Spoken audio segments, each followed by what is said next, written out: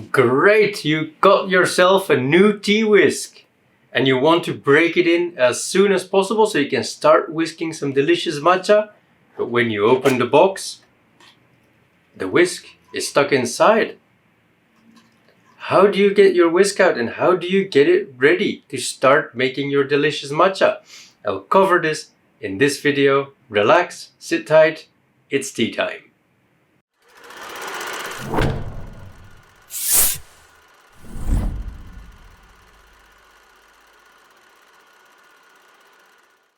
Hello beautiful tea minds, welcome to a new video at the Tea Crane. Today I want to introduce how to properly break in a new tea whisk. As you might have experienced, you got yourself a new tea whisk and the whisk is stuck inside. It is glued to the box. How do you properly take the whisk out, and is it possible to damage your whisk?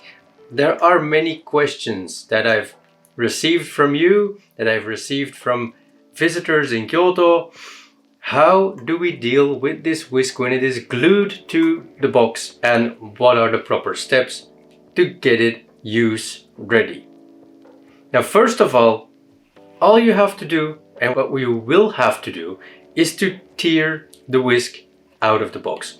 The whisk is glued to the box and it's possible to dissolve the glue with some water, but while it is still on the box, you can't really do that. So you'll have to rip a piece of the box out, like so. There you go. It's not very nice on the box, but it won't damage your tea whisk. You do still have a piece of the paper sticking on the bottom of the whisk, so you will want to get that off, and it's there with the glue still.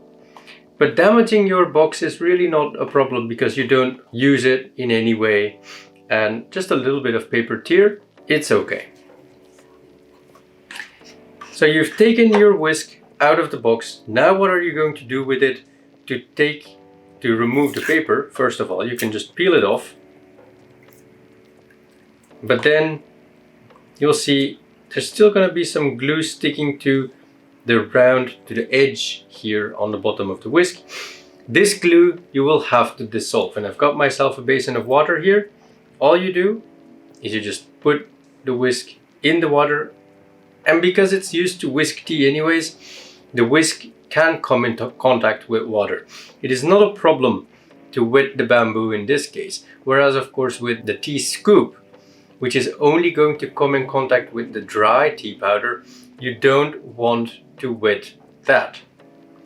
Now the whisk, usually before you take it in use to whisk a bowl of matcha, you're also going to wet the tines so you make them softer and bouncier, and it makes them less prone to breaking, as well as they will make a more creamy foam. What you usually do is you just let it soak there for a few minutes, and you can just let it sit.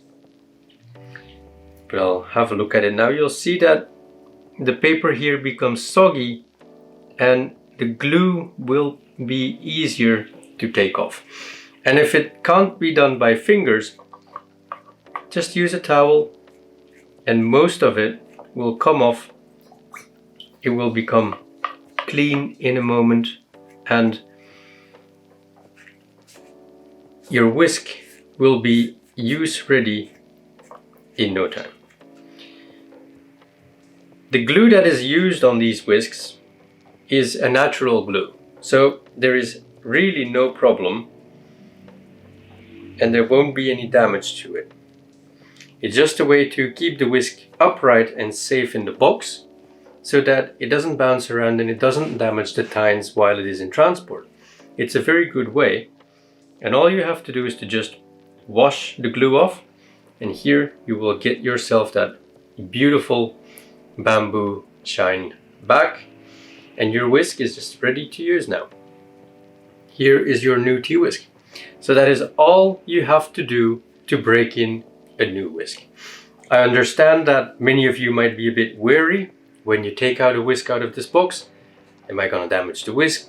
How do I do this? Are there any specific procedures?